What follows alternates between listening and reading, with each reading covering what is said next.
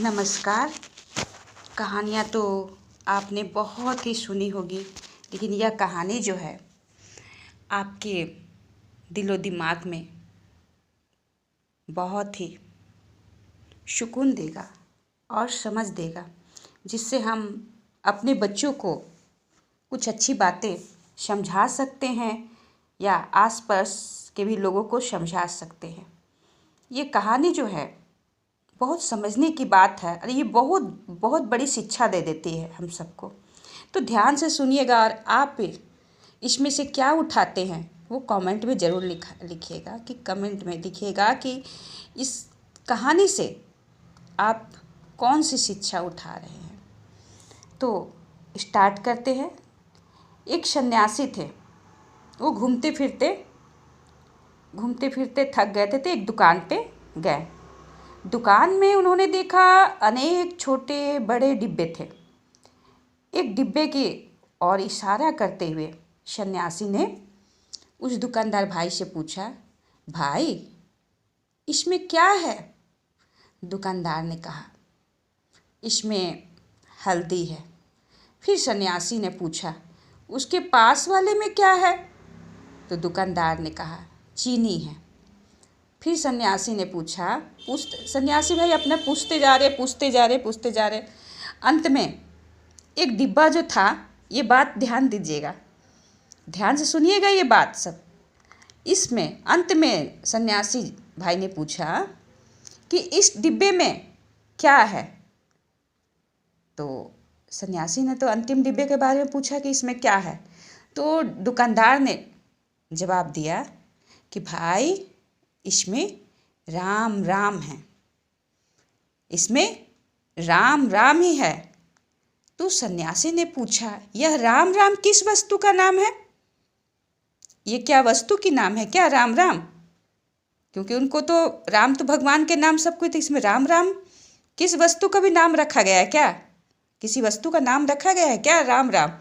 तो दुकानदार ने कहा, महात्मन इस डिब्बे में तो भिन्न भिन्न वस्तुएं हैं, सभी डिब्बे में भिन्न भिन्न वस्तुएं हैं, पर यह डिब्बा जो है खाली है।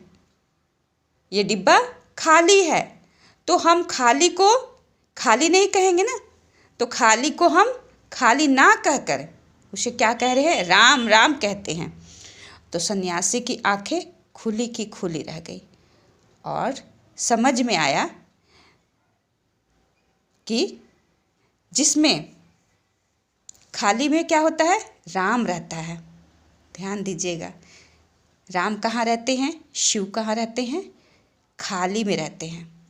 भरे हुए में राम को स्थान कहाँ है? अगर किसी के दिल में, जैसे डिब्बे में, हर डिब्बा में कुछ ना कुछ सामान रखा हुआ है। हर डिब्बे में किसी में चीनी है, किसी में हल्दी है, तो सभी में तो कुछ ना कुछ वस्तु है। जो डब्बा खाली है वो उसमें भगवान का नाम लिखा गया है, भगवान के लिए रखा गया है। उसी तरह भरे हुए में राम को स्थान कहाँ है? उसी तरह हम इंसानों के दिल में भी अगर लोभ, लालच, ईर्ष्या, द्वेष और भली बुरी बातें, व्यर्थ की बातें, इधर उधर की बातों से जब दिल दिमाग भरा रहेगा तो क्या होगा? तो हम ईश्वर की बात सुनना पसंद करेंगे? कभी भी नहीं। ना ही अच्छी वीडियो देखना पसंद करेंगे, ना ही अच्छी चीज़ें देखना पसंद करेंगे, क्योंकि दिल में क्या क्या भरा हुआ है। तो हमें ईश्वर का वास कैसे होगा वहाँ पे? वहाँ तो ये सब भरा हुआ है, तो उसमें ईश्वर का वास कैसे हो सकता है? राम या शिव, राम यानी ईश्वर तो कहाँ रहते हैं? ईश्वर तो खाली यानी साफ सुथरे मन में रहते हैं। भगवान का निवास कहाँ होता है? साफ सुथरे मन में ही निवास उनका होता है। जिसके मन में किसी चीज़ के लिए लोभ नहीं है। नहीं तो आजकल रोड में कोई निकलते हैं तो कपड़े को देख के, खाने की वस्तु देख के, कुछ ना कुछ घर में पड़ा हुआ है सब घर में भरपूर पड़ा हुआ है, लेकिन इंसान लालच में पड़ा हुआ है कि और हो जाए, और हो जाए। अगर उससे सुंदर किसी और के पास है तो ईर्ष्या आ जाता है कि उसके पास है, मेरे पास नहीं है। इसीलिए जिसके पास लोभ, लालच, ईर्ष्या, द्वेष और भली बुरी बातें, व्यर्थ की बातें जिसके दिमाग में नहीं रहेगा, नहीं भरे रहेगा, उसी के दिमाग में ईश्वर का वास होता है। तो ये जो कहानी है हमें बहुत ही सोचने में बहुत ही मदद करती है कि ईश्वर कहाँ रहता है। ईश्वर, हमारा दिमाग जो है, हमारा दिल जो है, बहुत ही बुद्धिमान हम सबका है, लेकिन हम सब क्या चीज़ से भर लिए हैं, किस चीज़ से भरते जा रहा है हमारा दिमाग, ये कहानी हमें ये सिखा रहा है कि हमारा दिमाग जो है दिन प्रतिदिन भरते ही जा रहा है, भरते जा रहा है। और किससे भरते जा रहा है ये भी हमें पता है। और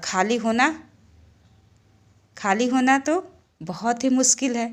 तो ये कहानी हमें ये सिखाता है कि भगवान खाली ऊपर ऊपर से करने से नहीं, अंदर में, अंदर आत्मा से करने से ईश्वर का वास होता है। कहानी कैसी लगी कमेंट जरूर कीजिएगा। नमस्कार। राम राम, राम राम। जय श्री राम, जय श्री।